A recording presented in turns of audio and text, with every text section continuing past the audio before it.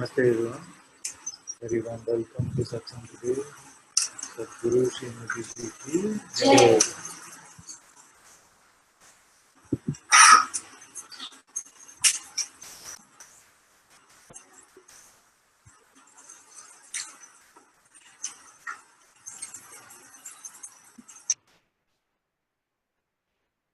See.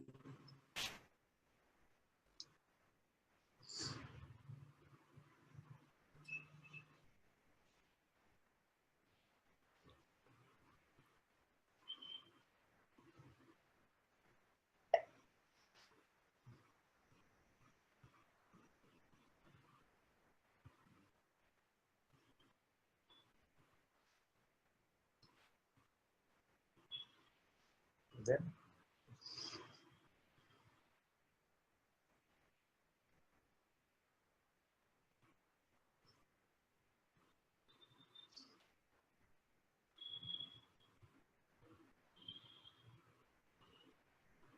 God is always here.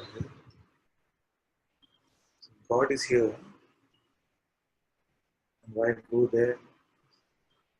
And I'm not speaking physically. Right now, your own presence is here. This being earlier when somebody would ask me, "Can you show me God?" I would say yes, but you have to follow this question: can you stop being?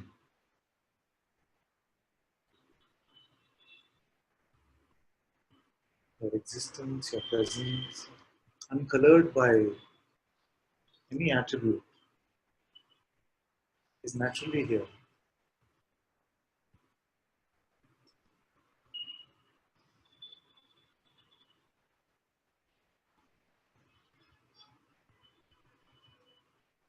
This is the secret. This is the only thing you ever need to hear. This consciousness remains untouched,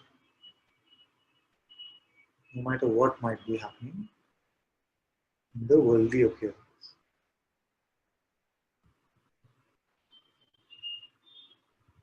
Now, what does it mean to go there? To go there implies to take a position, to give this unadulterated presence an attribute or a quality, and say, I am something. And that I am plays as if I am a something. And this something is perennially dissatisfied. Because you know that you are not that something, you are unlimited. And that something is always a limitation. So anytime you pick up that something, it's like that strangest things come to me in Satsang. That, remember the story we used to read growing up? There was a story about this princess who the father, I don't remember exactly what the story was, but the father wanted to check whether she's really his daughter, the princess. So what he did is she had some 8 layers of mattresses, but under that he put a pea, or somebody put a pea. He and the princess. That's the story. Danika was beautiful. So this story. So this pea was there, and this princess was used to so much comfort that she couldn't sleep because under the layer of 8 mattresses there was a pea. So this something is that pea. You will not come to comfort, you will not come to satisfaction till you get rid of this something. That's why I say the best news I can give you is that you have to do nothing to get rid of it. Right now you are. Just I am. Existence is uncolored. But you also have the power to pick up this notion, this concept about yourself. I am something. So if you allow this to just, all motions to come and go. Some of you have not heard, online also I see some new people are here. Some of you have not heard this example from me. There's this restaurant called Yo Sushi. Some of you have seen it. In this restaurant, Yo Sushi, they have all these dishes that come one after the other on a conveyor belt.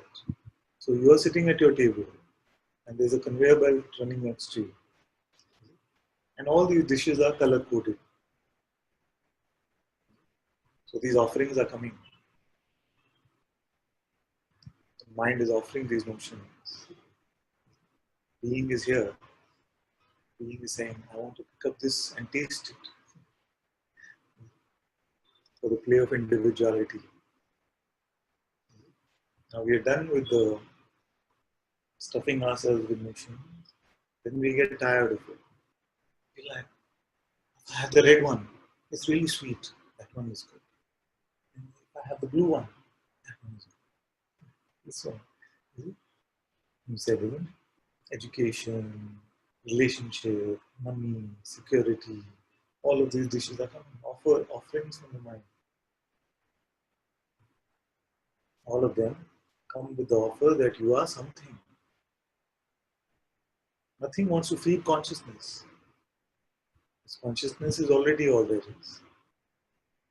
So what to do as these dishes are coming and going? Just don't pick them up. If you pick them up, what to do? Nothing. Don't pick up the next one. If you pick that up, what to do? Don't pick up the next one. Because what can happen is that many times when we do pick up a notion about ourselves, then quickly we also pick up the next notion that I am so unworthy, I am so stupid, I am so guilty.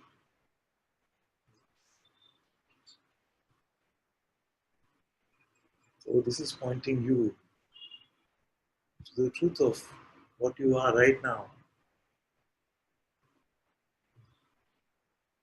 Do you have to think about it?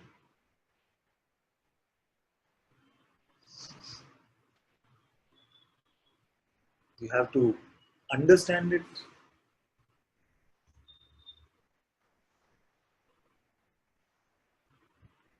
This and this is contra to all the conditions that we had so far, isn't it? That is why it can seem like a struggle, because our habit is like this. That nothing to do, nowhere to go. Just naturally, your presence is here. Your being is here.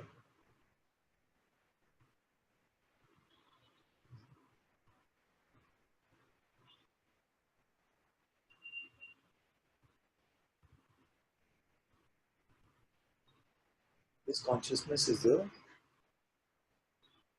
you can say, the fruit of Satsang. This is the fruit that is on offer here.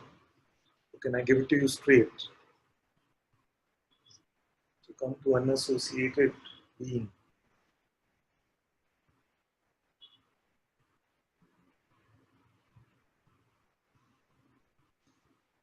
Do you have to stay like this? Although even in Satsang, sometimes you might hear stay as you are. But that staying only means don't pick up that which is false. It's too easy.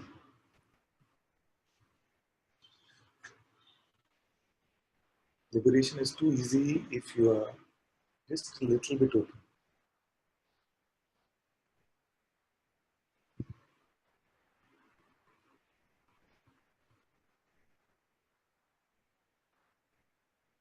No position, no I am this or that, no I am 50% free or 100% free. Not even I am enlightened. Not even the concept I am the self is needed. Unless we first make ourselves into something. Which is what? I must be this body mind with a particular name.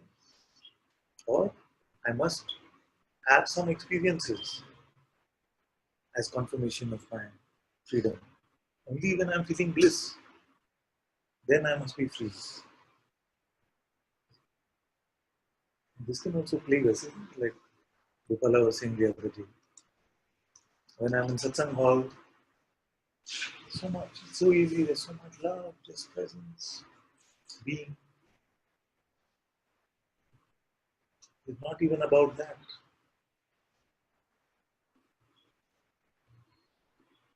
Not about any feeling, not about any thought, not about anywhere to get to. That which is ever present. When you start to see this for yourself, then all these stories about the one who was begging while sitting on the chest of treasure and believing he doesn't have anything.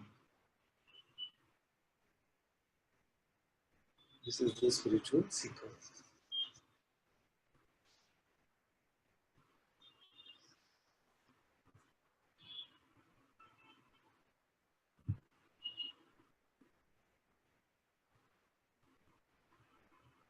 Do an audit of what you already have and then tell me if you need something.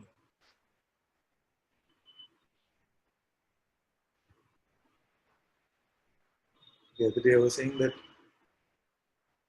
the whole buffet is on your table and you're licking the scraps on the floor.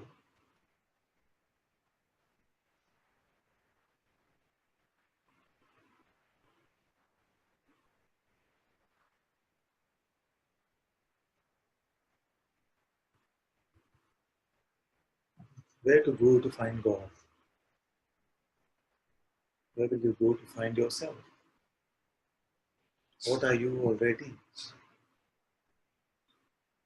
there something missing?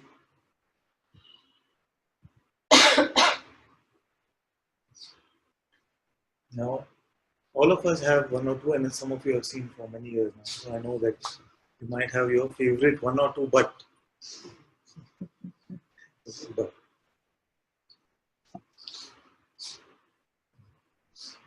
either we can just drop this but,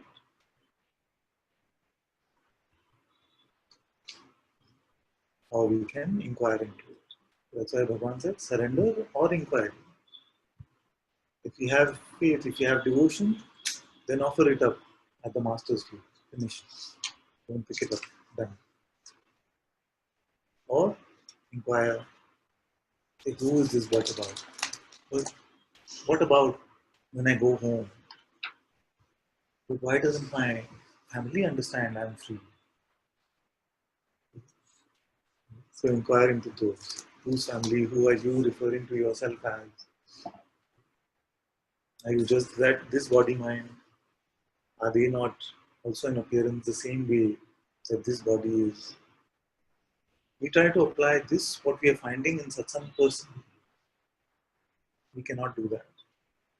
Many times it is this which remains like one thorn embedded in us. It does not have a use that way. It is not a self-help class.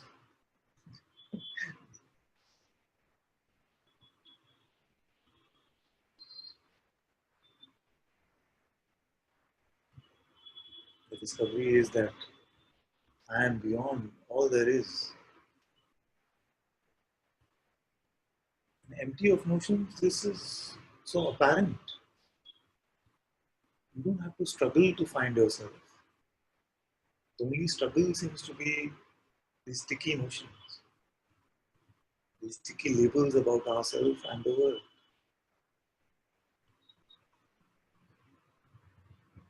The plan for what to do, the list of what you want. If you don't use fancy words like desire and doership, do what it means, isn't it? The plan for what you want to do, a list about what you want. All of this is desire and doership. Now, what you did to create this presence here,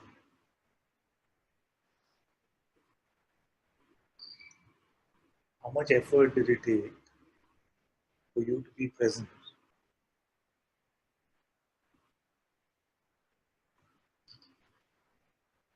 Effortless, It's here.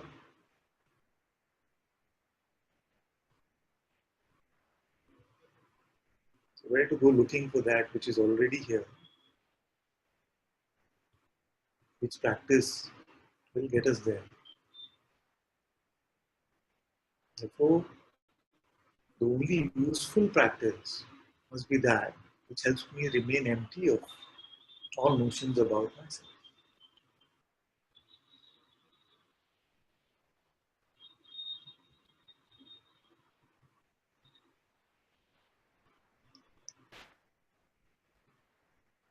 No matter what the practice is, that which you are, no matter which country you might be hearing this from, whether it's day or night, what your situation might be in life at work or family or whatever, this, what I'm saying, is true for all of us.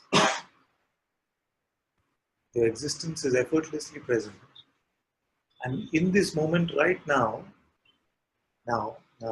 you are empty of all notions about yourself. Naturally, it happens.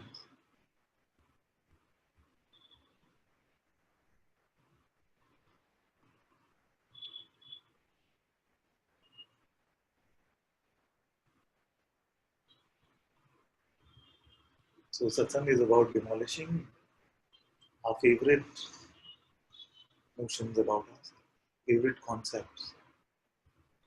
Even now, some of you might be holding on to one or two of your favorite. This is fine, but this one, till I fix this, till I have a particular experience, till something. Might be holding on to a particular grievance, some idea of individuality.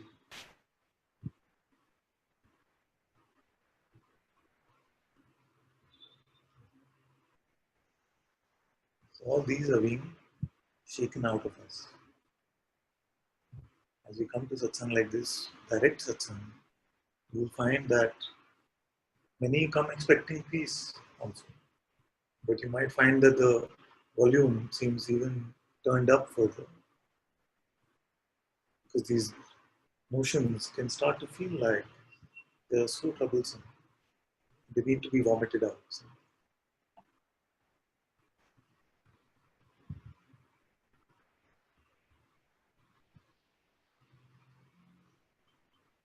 So all the clean out, all the emptying, naturally just present here.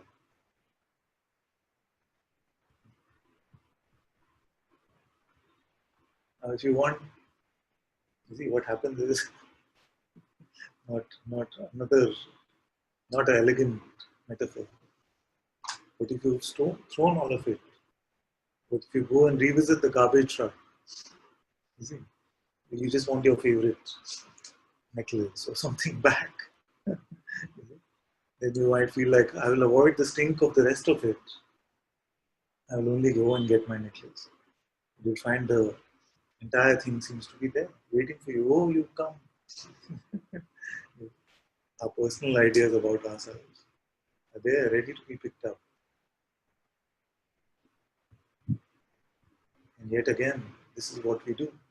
We keep revisiting the garbage truck, thinking that something meaningful will come out of it, while we ignore the God, the presence. It's just here, effortlessly. The world is moving in the light of that presence. When you exist, the world moves on. You wake up in the morning, you see that the world is on pause. The heart is already beating, breath is happening, the sun seems to be moving, everything is going on.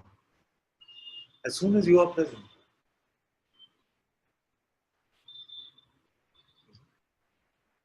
everything is functioning on its own, effortlessly. Your presence is here effortlessly. And that which is aware of even this presence is completely beyond even the idea of effort.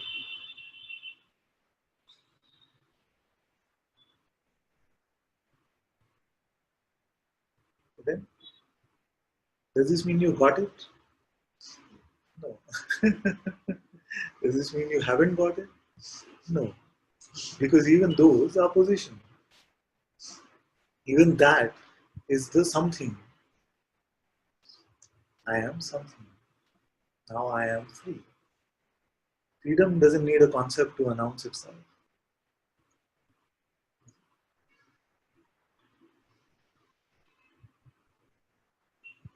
This is just the oscillation of the mind. It goes from I'm so bound, bound, bound to many times in Satsang, oh, I'm so free, free, free. And still coming very individualistically. I is what? Still that old concept of ourselves, the body mind.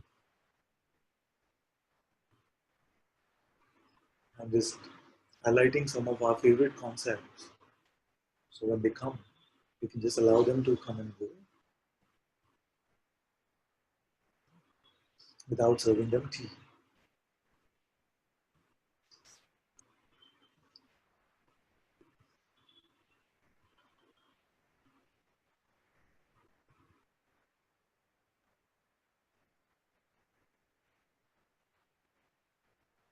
See, everything is just here. Even perception is happening just naturally. If you decided or didn't decide to hear these words, these words would still be heard.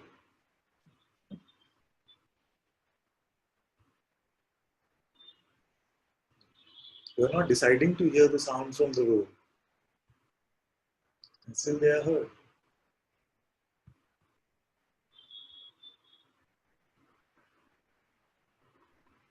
You're not doing anything to exist.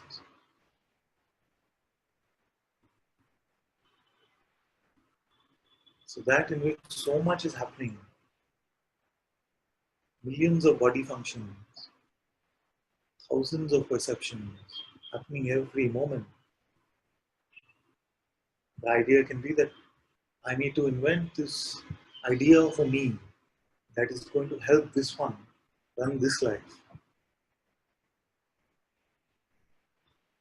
This is the one, isn't it? It says, no, no, no, unless I decide, unless I do, unless I desire, this life is going to be terrible. Because that one who is beating my heart, that is making my breath function, that has done all of this play, cannot run this life. This is arrogance. Arrogance means I am separate from God. It is not arrogance to see that I am God, or I am as God itself. But the idea that I am something separate, which has some power over something, is arrogance. This is the upside down nature of the world,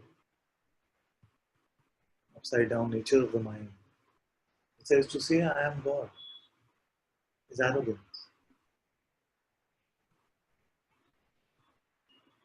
But to say that God is limited and his or her limits apply to where this boundary starts. Beyond this, it's up to me.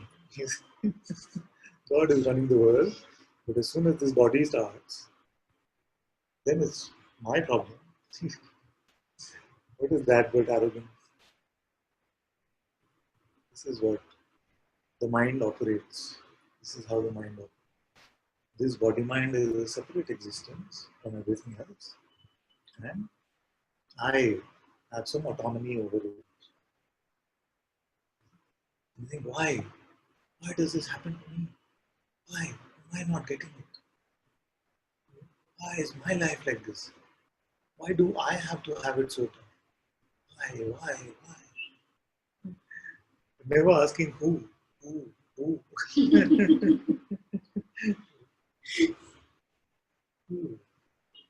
who are you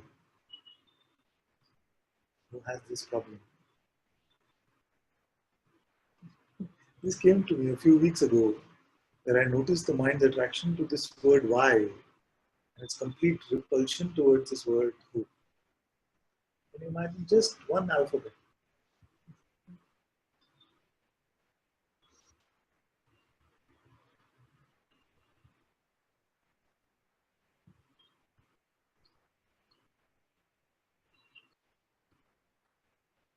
Why these favorite notions are also losing their power.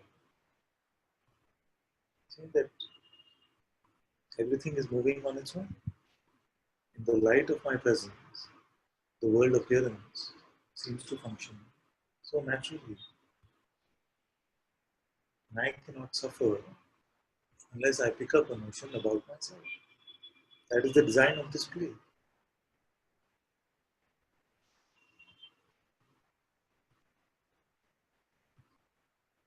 As Papaji said, no? To be happy, you don't need anything. But to suffer, you need a thought.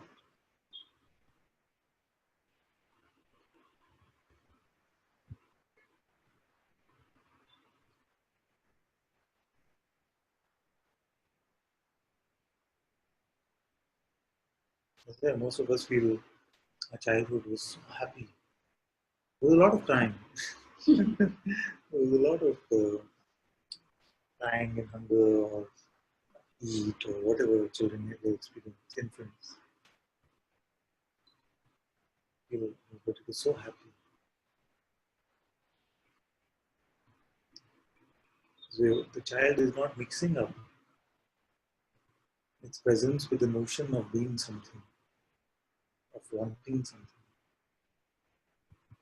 of getting somewhere.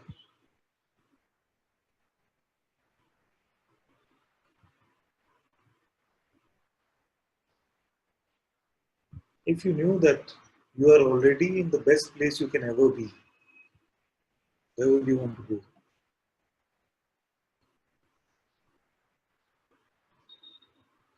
Is it? No. Right? So the mind is only telling you that there is a better place on offer for you.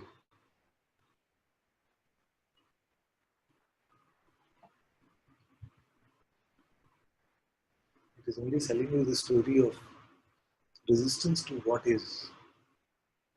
What is not enough for the mind. That's what it says.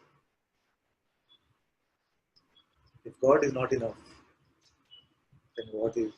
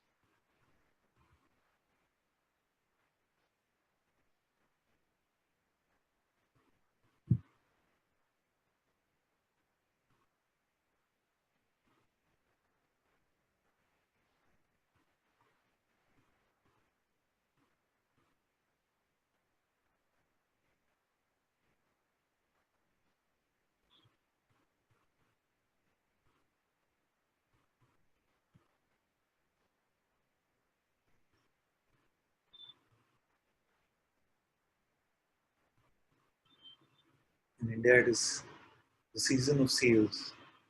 So you see all these advertisements in the paper saying exchange your old TV for new one. Exchange your old refrigerator for new one. This is what we've been doing.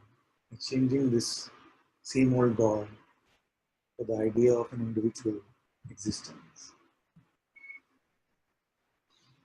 It's a metaphor. Okay.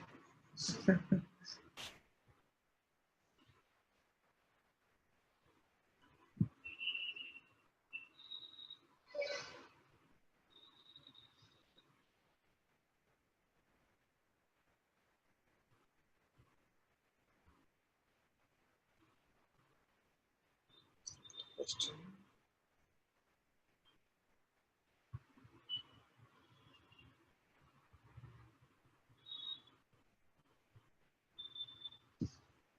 Dear Father, I'm at my I am at my wit's end, so to speak. This forum is not for personal problems, so I'm very conscious of that, but don't know what to do. My role is 55-year-old working as an allergist. My husband is 61. He is very angry and resentful about these morning satsangs. Just in New York. New York time is morning satsangs. I do not wish to give it up, but it causes so much unpleasantness in the home. Would you please help me? Thank you, Father.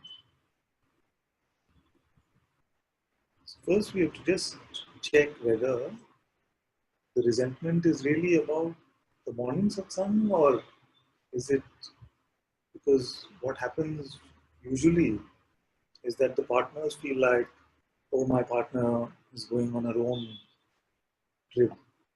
He's not taking me along. We're not participating in this together. And sometimes that resentment can come.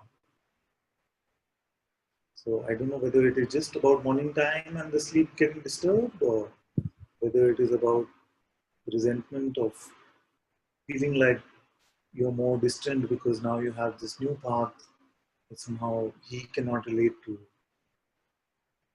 or something like that. So because you're allergist and husband is doctor, I can ask you whether this is just the symptom. Is this just the symptom, or is this the root cause? So if morning satsang is the root cause, I don't feel like that can be the case. It might be because that is simpler to fix. If it's just he gets disturbed in the morning, then you can put some headphones on or something like that. My feeling is that it might be symptomatic of something else that he might be feeling, which is that he's losing you or you're becoming too spiritual. What is this path? All kind of objections can come. So a little bit of what I found after many years of experience with this is that a little bit of reassurance, a little bit of saying that I'm here with you, I'm not going anywhere, but this is just how I'm finding my peace. And I need your help to support me in this journey. A little bit of communication like that can go a long way. What we must not do, and you might have heard me speak about this, is we must not Advaita police them and say who is the I who is feeling resentful. There is no me who is attending satsang. You must not speak at a different level from which they are able to connect with at this point. So once you can see that what the root cause is, then you can make it very clear, apparent to them that here you don't need to renounce anything. We are not asked to give up our families, not asked to give up a job, nothing like this. But what we need is this little bit of time, an hour and a half every day, to find this inner peace. And actually, by allowing you this time, this freedom, I'm sure that he's getting a much better partner, a much more peaceful, a much more grounded partner as well.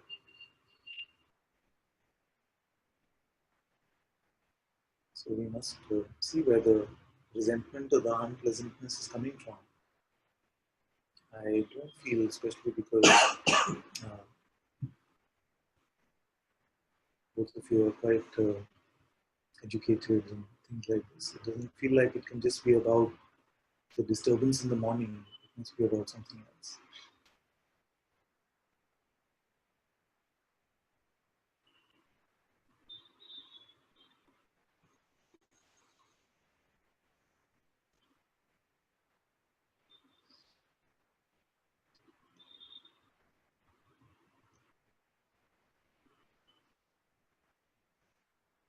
many years ago, before I met Guruji actually.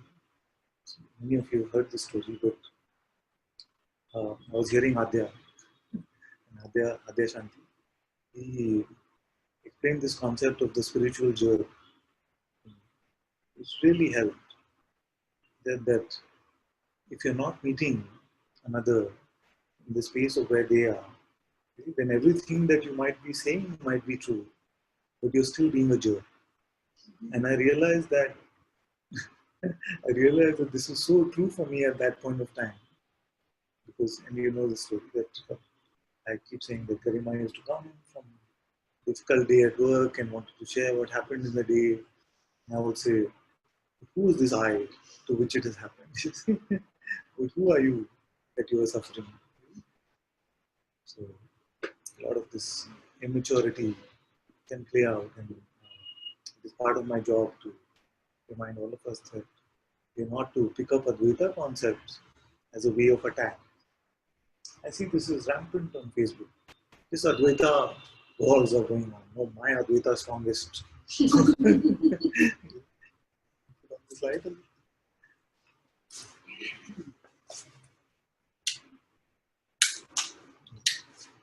I have understood it best. What you are saying is wrong. Shankaracharya said this. This is what he. Ramana said this. No, you have misunderstood. So getting all these big guns to be our support for our petty Advaita debates. This all spiritual jerkiness still coming from some sense of dissatisfaction or some sense of doubt about our own discovery, then in the wanting to prove it to others, getting some sense of satisfaction. No, no, I did get it right. So I say, forget about the concept of got it, because even that can just be the spiritual ego. So we don't need to convince anyone. We don't have to convert anyone. We don't have to change anything. Just find out what you are.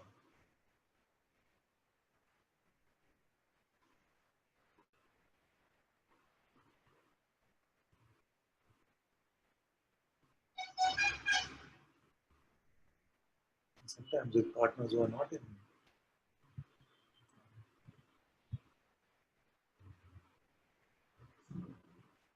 She says, I sit in a different room to avoid disturbing. Do not ever speak about advantages. So that's not it, yes. So what is it?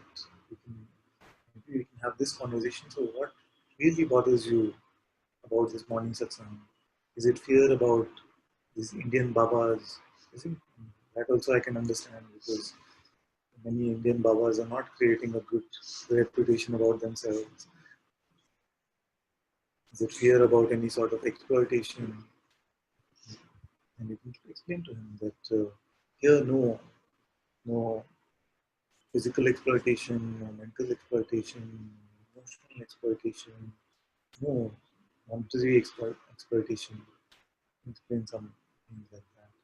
If it is the same fear which we said, that you might be feeling like you're just now swinging to a different beat and you're not so bothered about him, he's losing you or something like that, then you can reassure him a little bit, saying that I'm not renouncing anything, I'm not leaving anything, I'm here with you, but this is what gives me some peace. Please allow me this little bit of space.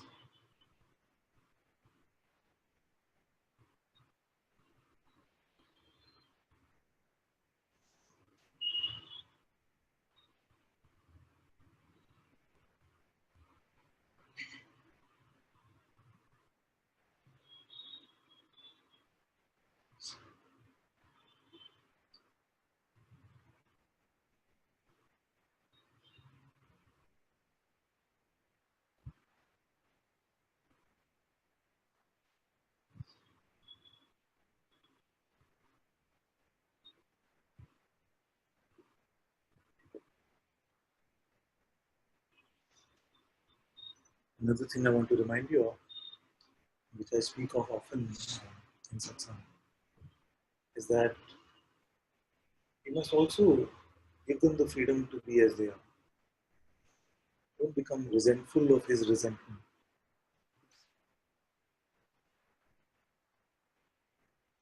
If they're feeling something, allow them to feel that.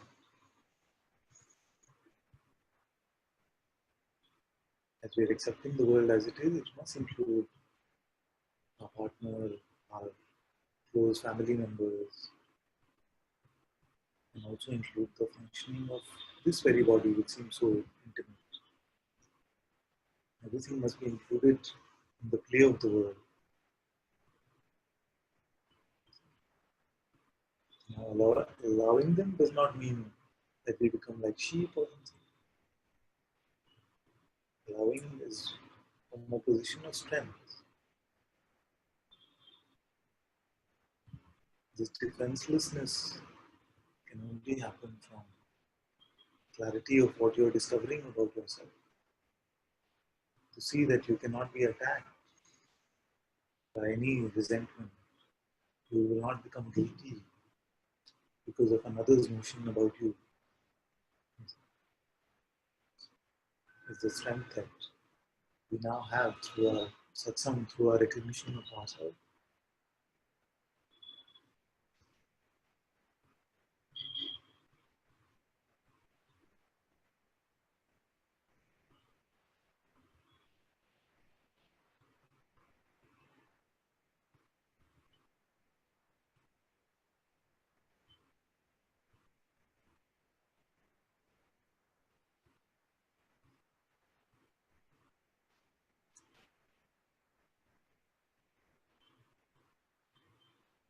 We have many, many funny situations with partners in our sangha, okay?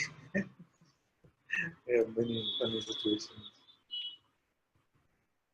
One is here today, I won't look in that direction or take his name, but his wife and maybe even children might prefer that he goes to a pub. You see, so he can, when he goes home late, he can even tell them that I was at a pub and they'll be fine. But if he says that he was in satsang, then he's in big trouble. This kind of thing can happen because they're fearful of losing him, fearful that he'll become a sadhu or he'll go live in Tiruvannamalai or something.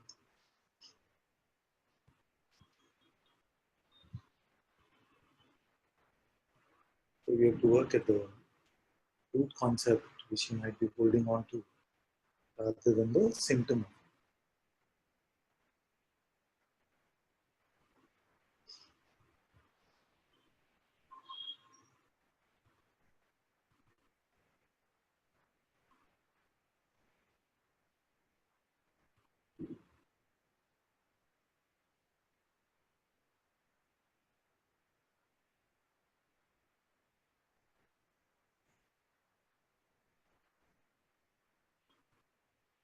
But most importantly, all of this is taken care of.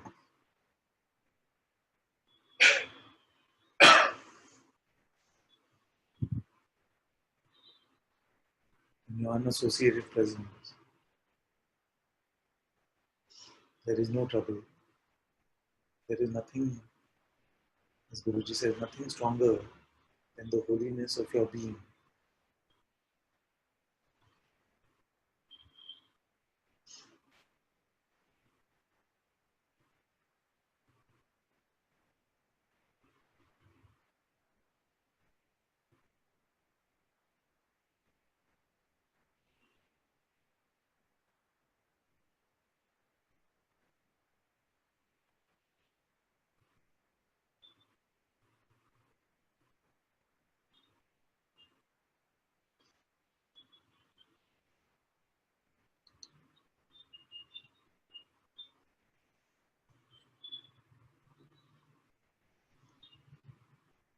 We have another question. Namaste, Father. Thank you so much for these beautiful satsangs. I'm still digesting last week's pointing. It is continuing to open up something here on a different note. I'm noticing that maybe for the first time, I'm struggling with sleepiness during satsang, both with you and Guruji, particularly during the invitation. It is clearly resistance. as I will have had a good night's rest, extra caffeine, etc., I see some personal feelings arising of this is my fault, this is disrespectful, etc. But it is easier now not to believe these thoughts. Yet I also wish to remain lucid during satsang. Sometimes I notice that when the wave of sleep comes, I can see it and reject it. Other times it overtakes me somehow before I have the scene. Right now, I feel quite neutral, like it will play and pass. But as always, it would be beautiful to have your guidance.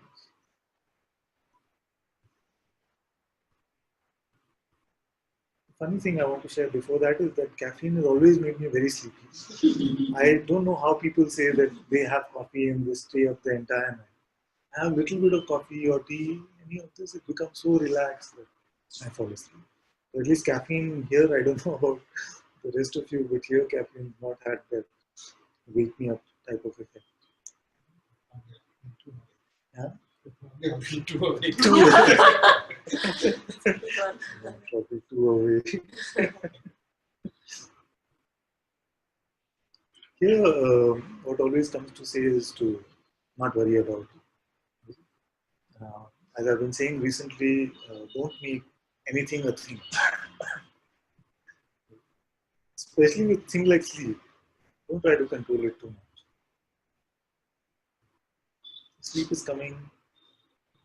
Actually, you might not even be certain that it is sleep. Many times in satsang, there are various states that you get into. Not giving you like like various concepts to feel good about it, but I'm just saying that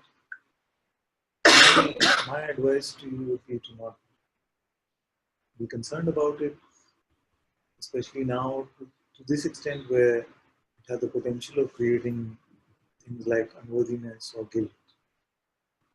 One golden rule that we have in satsang is that anything that you hear, even from me, if it causes you to have guilt, then just throw it away. It was not meant for that.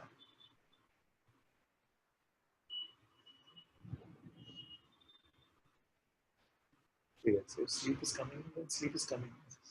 Even this, I don't feel like even I have this kind of power where you say, sometimes I notice that when a wave of sleep comes, I can see it and reject it. This is some superpower which even I don't have. Don't worry about it. Thank you.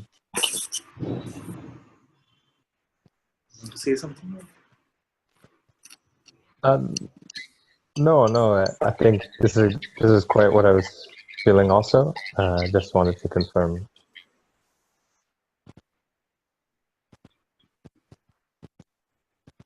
You might even find that when it is no longer a thing, and you're no longer concerned about it, then you might even find that a few days you might sleep more, or you might find that a few days you might not sleep at all. Sleep is a very primal function, actually. Sleep is a very, very primal function. What is sleep? It is not just this body which is going to sleep or something like that. It is the dissolution of consciousness itself going back into its core. So, if we try to exert too much personal control on it, it can create more of a sense of guilt or a sense of unworthiness. So, a little bit, if you heard the instruction that you must not sleep, it's a little bit if you feel like, wake up. If it's just light like that, then it's fine. If it's just light and easy like that, then it's fine. But if it becomes, don't sleep, am I feeling sleepy, I'm not hearing anything, it's just like, just make sure you don't sleep, you have to be awake. I'll tell you a funny story. Is Manju here in the Zoom? Manju is not here today, but Manju had come once and she came with her husband Dilip, and now Dilip has never been to satsang before, and he is very happy and content with how life is. So he's not so interested right now in inquiry and things like this. So, but she was coming to satsang, and she came with a family. So Dilip, I was sitting over there. Dilip was sitting over there, and first time in satsang, and he's sitting next to me. And many times I would look at him in satsang, and he was like, just like eyes wide open and like focused. And I felt, okay, this is his first satsang, and he seems to be quite really something is hitting him hard in satsang. Then so it happened that that day we said, okay, what are we doing for lunch? And all of us went to Pizza Hut. So when we went to Pizza Hut, he opened up a bit and said, I was coming here and I was very scared that I'll fall asleep. And then Manju had told me that it's going to be 2 hours and I'm also new to the Sangha. I don't want you to embarrass me. So make sure that you don't go to sleep. And that is the reason why he was sitting with eyes wide open, fully focused for 2 hours. Poor guy. So better to just not worry about it so much, because actually just 5-10 minutes of satsang. We're not giving you excuses, all right? None of you. Just 5-10 minutes of satsang. If you heard openly, is more than. But my concern is that if even in those 5-10 minutes you just worried about falling asleep or not, and keeping that checker alive to just constantly check on our state, then it might become more of a problem rather than a solution. Just forget about it. Sleep is coming, then sleep is coming.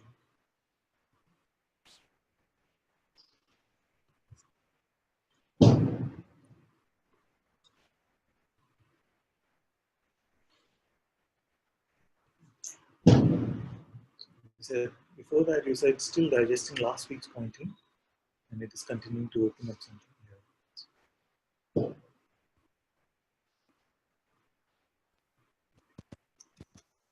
I felt somehow it was such a like a dense satsang, like those like 20 minutes. There were like 10 different, new seeings, and so I've been watching the video, and sort of, okay, this first one, let me sit and look with this, and then the next one, similarly. Oh yes, it was so beautiful, so grateful.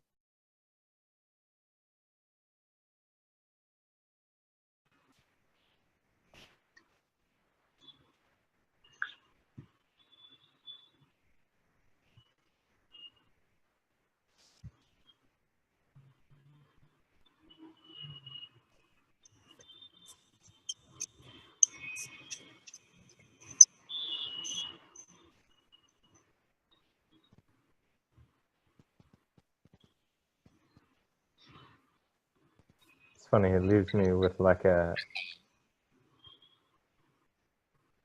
like the final thought is like, oh, there's just nothing to do, it's just as as the mind drops its past and future and then present and identity, there's like a dying gasp of like, but what should I, what should I do? What am I, that's such a habitual feeling of doership, I suppose. And that's a little bit about what I was going to also look at uh, it together with you, was whether there still might be a notion that you have somewhere to get to. So just this idea we can look at together, because right now we're here. Now, whatever might have happened in the past, this presence would be the same. Whatever the story might be, whatever even spiritual insights you might have had, anything, nothing can change the truth of this presence, the completeness of this presence. which is just naturally here. It was not created by you. There's nothing you did specially to get to this place. Every moment has always been like this.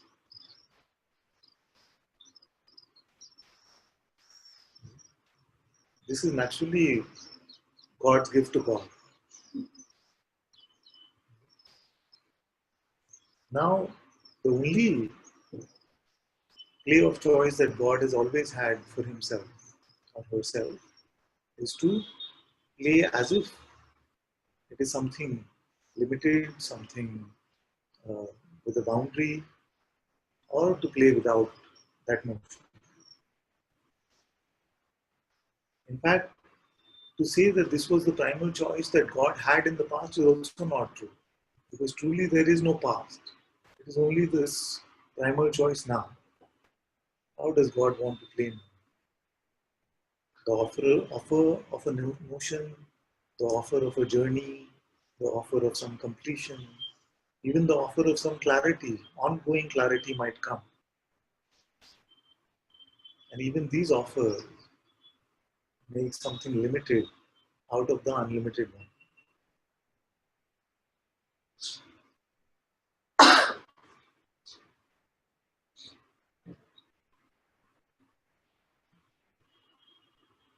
So what happens is that we come to a point where even that which was our holiest spiritual conditioning, there comes a point where even that is dropped away. Not dropped away with a sense of derision or aversion or something. It's seen that this naturalness of this moment right now has nowhere else to get to.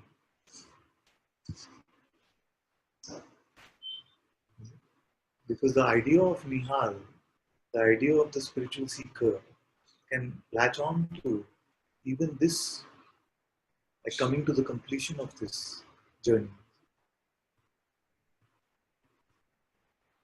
Now, for some time, the parents can indulge children with the dollhouse and the story of the dolls and say, yes, dress up this doll. In India, we even have doll weddings, these kind of things. But then after a point, you say, okay, even that was a play for a certain time. And now you're coming to the simple recognition that this, my being, does not have a lack, does not have a story, does not have anywhere to get to, is not even opening more or closing up. Nothing is happening to you. Now, the only opening or closing is that whether you pick up your next motion or not.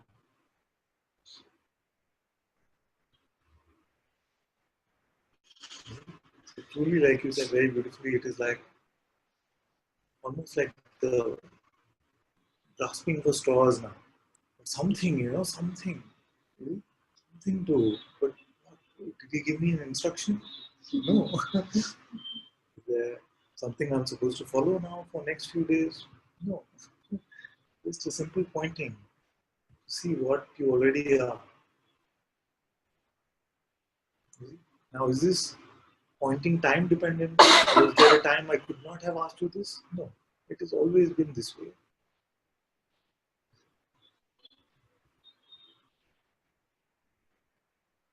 The notionless existence is how you, just to speak, you need to use some words, is how you start every moment.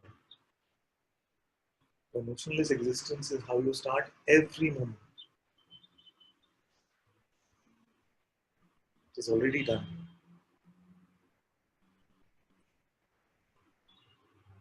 It's only that when we pick up a notion about ourselves, then the entire tree of conditioning seems to come back. But the good news is that even in that there is nothing to worry about. Because this moment you're already fresh from all of that. The biggest saint you could have been, or the biggest sinner you could have been, but in this moment you are the same.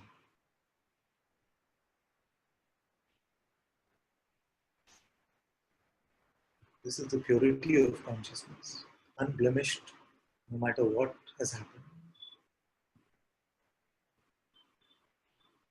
The sages call this the unborn Buddha mind or unassociated consciousness or Krishna consciousness.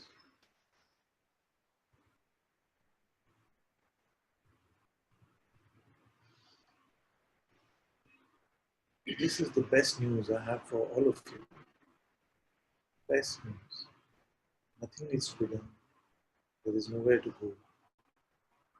But even these, what you're hearing in Satsang, if you make these into concepts, if you make these into notions, then they will again become the advocates for your limitation. You're getting used to your motionless existence, your positionless existence, not even being spiritual, not even progressing, not even ultimately opening or closing. Open is just open.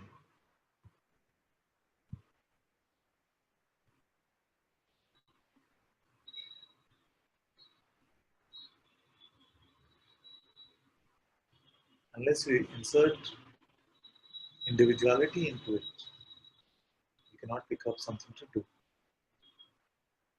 Unless you pick up self-concern, unless you pick up the seeker, where am I getting? Am I really getting this? Can I hold on to it now like this? You see, all these are the offers that come from the mind. Actually, none of these are needed. You just are. How do I know this? Because we are one. I am. One being, one consciousness. And the different aspects that we seem to be playing in right now can seem like just whatever, even these spiritual notions have been let go of. And in that aspect, they seem to be getting let go of. So I'm inviting you now to not hold on to any concept, not hold on to any future, not even hold on to any idea of enlightenment or liberation, not getting it or not getting it. Positionless, naked, open. No crutches to hold on to whatsoever.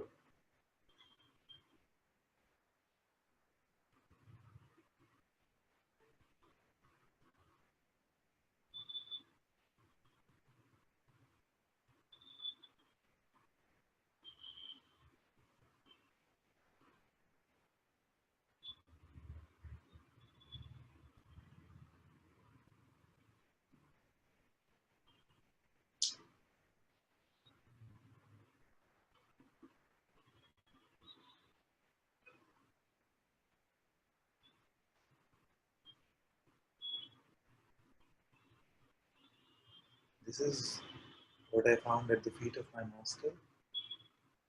And this is what his continuing light is sharing with all of you.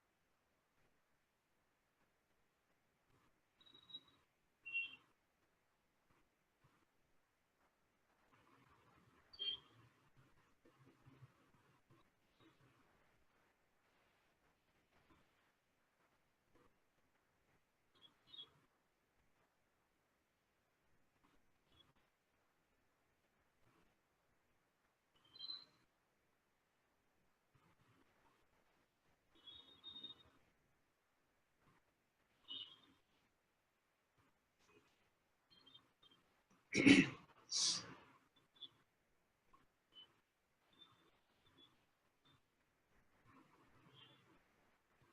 beautiful video by Guruji. No stick. You go to YouTube and type Guruji, no stick. No stick. You see nothing at all.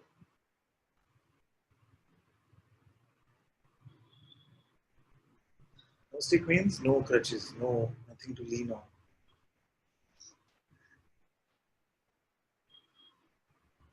Nothing to do, nowhere to go, no report card,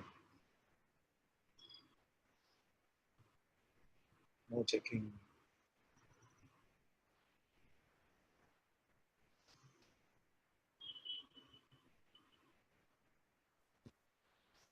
Yes, the checking is probably the most persistent.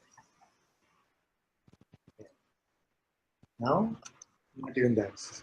Now, not even checking the checking. Huh? Not even checking the checking. What's past is past. Gone. Finish. Nothing. Nothing. Nothing.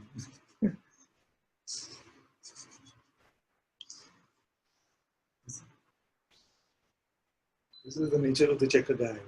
Because it'll check on the checker guy and say, so much checker guy.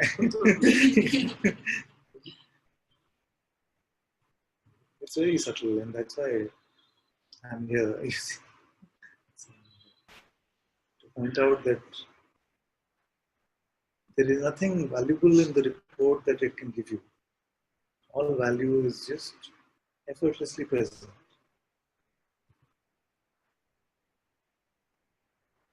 All that is of value is effortlessly here. There is nothing that will be of value which will come from an interpretation of what is.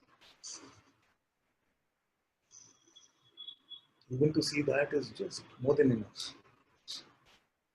That which is meaningful, that which is valuable, is here without any effort.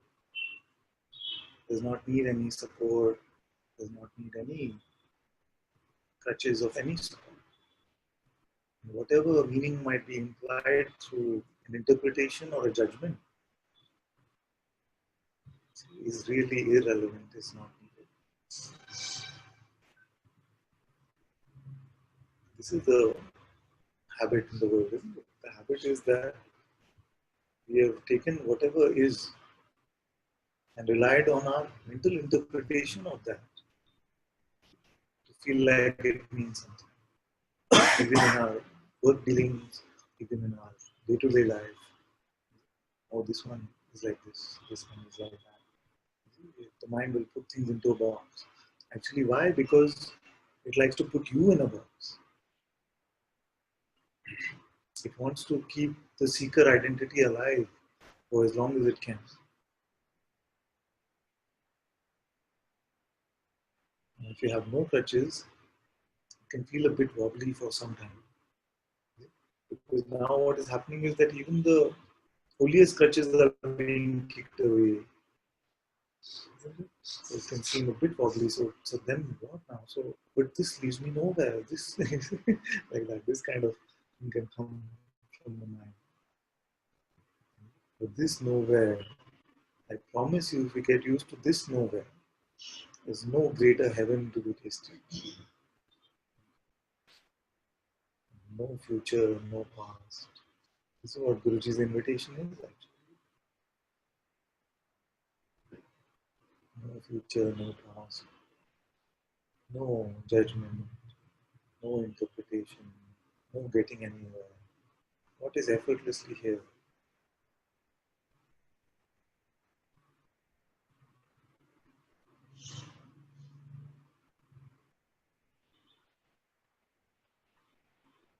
This self, this isness.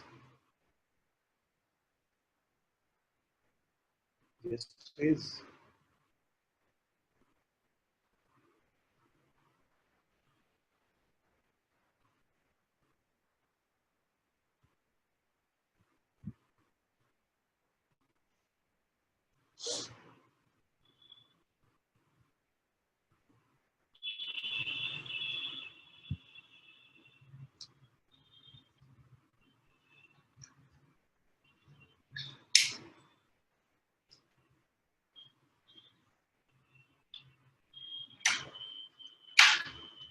you. Then Nitya says, Father, can I ask you something? Of course, my dear. Hello, Father. So I'm just looking for you in the video. Hello.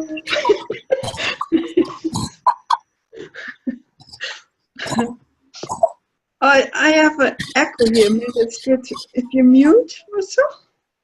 If you could mute. Yeah, thank you. I get always triggered here when you speak about something being subtle, and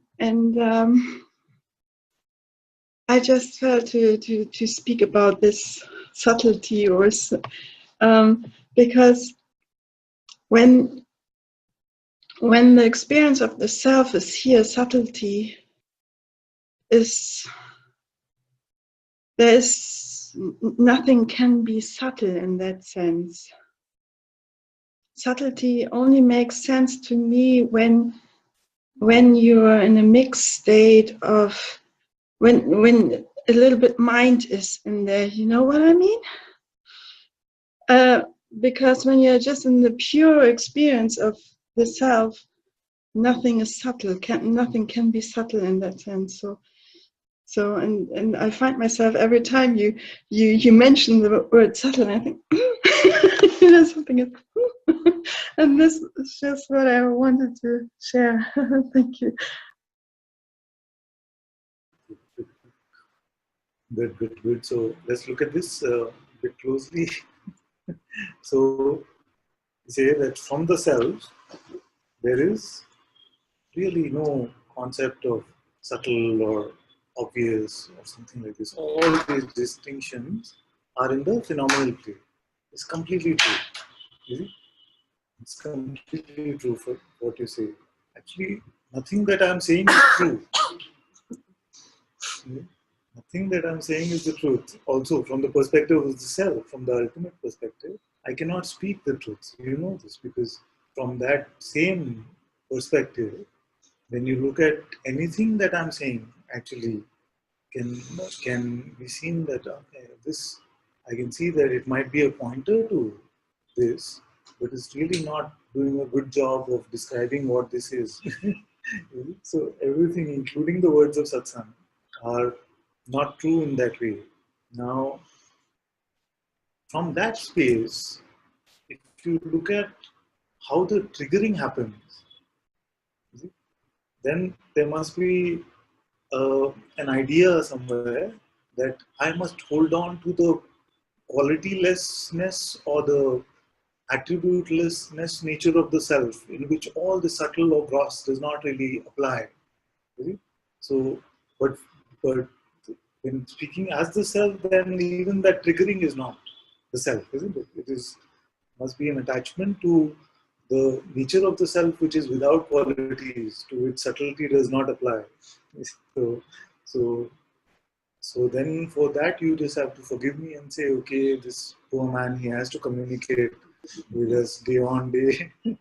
So he has to make that distinction between some concepts which are more obvious seeming and some concepts which are more a little bit tricky because they're neither black nor white, they're in the gray area.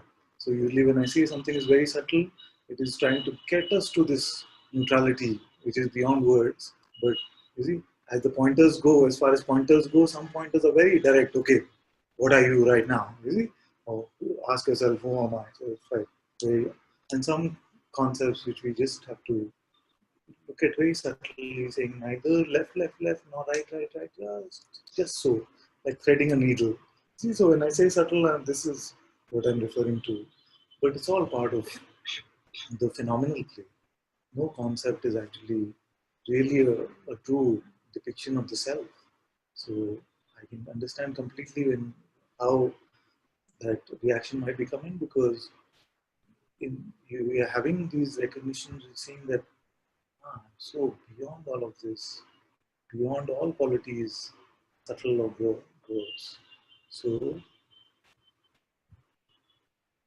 when the master is saying, and he claims to be pointing to the truth, then he's saying, "Oh, this is very subtle. Something is not true." It's true that it's not true. Guilty as charged. Can I say something more? Because I think you said something about that it is a concept, might be a concept of the self that is playing here or so. But I think it's more the other way around. I think I listened so many years with the person, with the ears of the person, and or the sense of what I think, what I understand from your words. And now the experience of the real, I would say, is just coming, and something is, just, and the habit is just to listen as a person or something. That's the habit somehow. And then you find the experience, and that somehow gets shaken up. I don't know how to explain that, but it was important to speak that out, because there's still, this seems to have, this person ears seems to have still juice, to just distract me from the experience, which is just here, actually, you know what I mean? And that is just the habit, and this some condition playing, you are just like a little unworthiness or something, just to the habit to make yourself small and not to trust your experience, something like that. You know what I mean? So that is just what I felt to say. Very good point. And I have to say it's a bit subtle. It is a bit subtle because, you see, because this is what I mean. There was a position that was taken earlier of, like, I have to hold on to some unworthiness or position as a person or something like this. You see? And then what I was responding to earlier was that whole thing about getting triggered by it, you see, because the triggered by it can only come from a new position, which is the opposite of that. You see?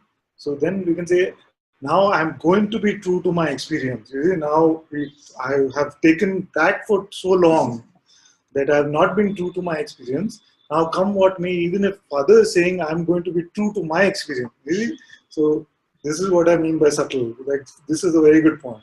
So it seems like a natural shift from that to being forced to not be true to my position because I was told I'm not worthy, or my mind was constantly telling me I'm guilty and I cannot be free, to now I have to stand up for my true position.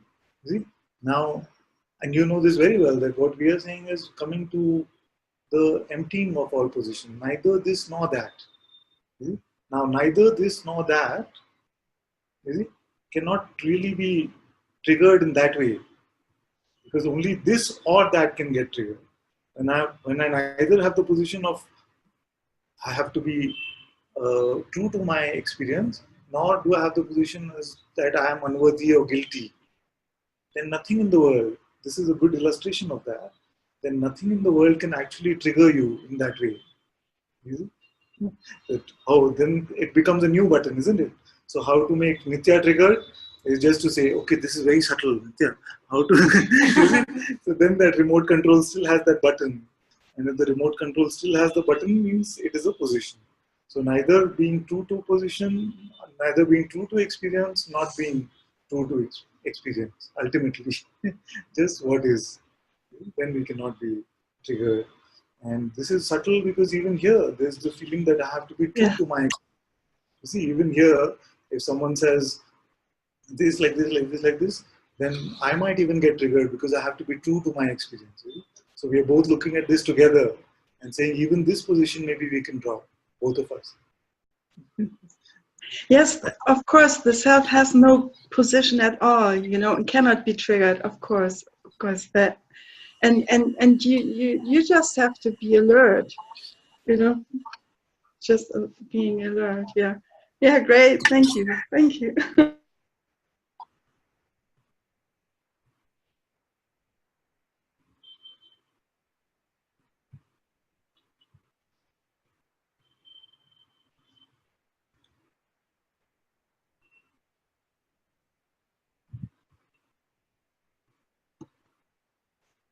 And he says, Father, this isness is not conscious of itself.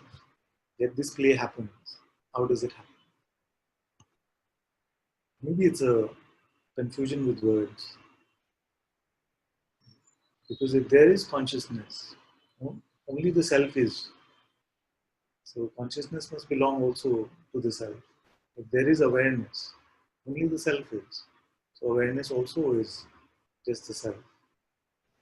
I feel like maybe you are dissecting too much in terms of the vocabulary. Now you might be confusing between the nature of the self. Is the self just pure awareness, or the nirguna, no attribute self, or is it the saguna with attribute consciousness? No, Which no, no, Father, no, no, no.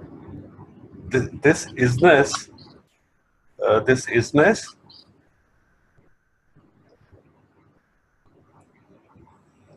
this isness cannot be explained. It cannot be communicated with, because it is beyond everything. It is like a shining sun. It is like a shining sun. okay. Uh, Better if you stop there, because otherwise we'll have the same conversation that we had yesterday. See, it is the same thing like you were saying, Nitya. If I have to press the button, then I will talk something about subtle. I So, just said, just stop. yeah, okay, okay. Better you just stop.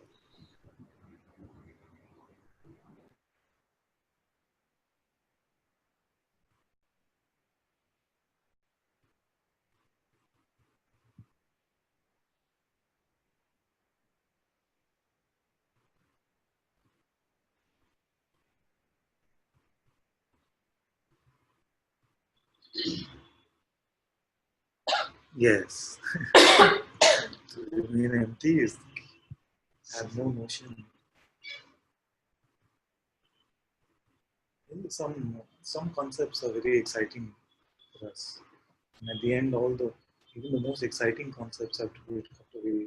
That's what I've been saying throughout Satsang today, that our holiest concepts, even our interpretations of what insights we've had, are valueless actually, unless we are invited to speak about them. I don't go to people on the streets and say, "Oh, see, but you are not this." It's only because I have this beautiful invitation from all of you when I speak. Father, if you had not encouraged me to remain empty, I would have been biased either by my concepts or you talking about the concepts in the satsang. As you say that truth cannot be spoken, but this encouragement came from you. This permission to remain empty came from you. So therefore, I feel strength to remain empty and not pick up anything. Very, very, very.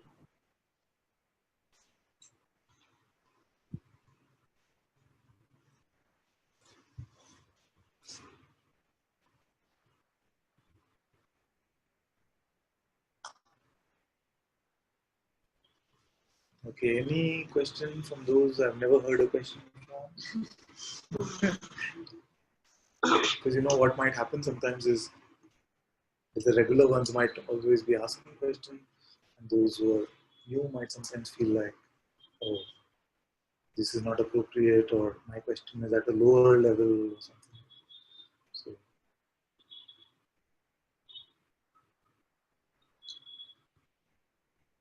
I haven't heard a question from in the last 6 weeks. Yeah, I'd open the window for you. No, I don't have any questions. But we will have a question. No, Father, but that's why I'm sorry. I don't have any questions. Is It's it? okay. Of course.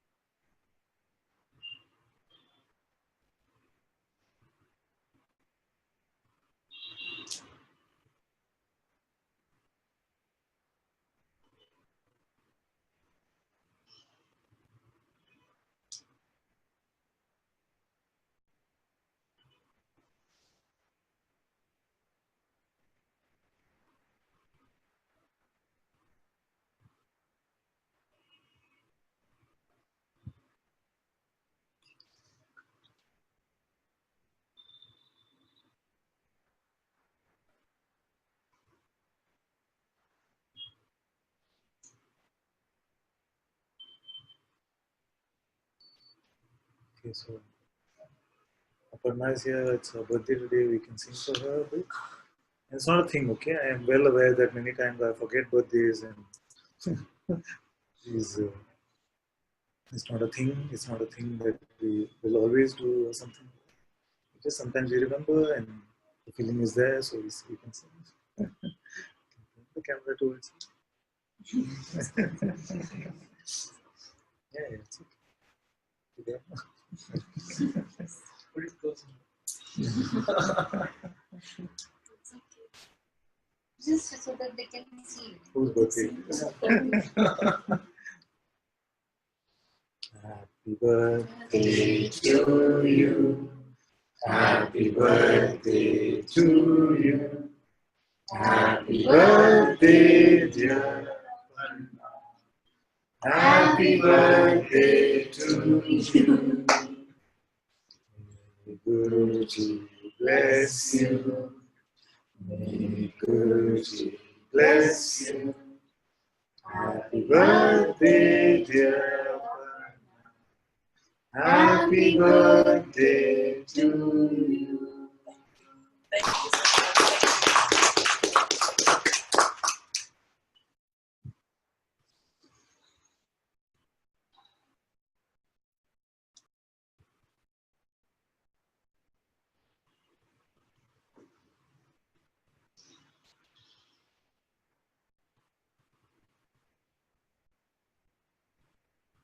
Thank you all so much for being in Satsang today.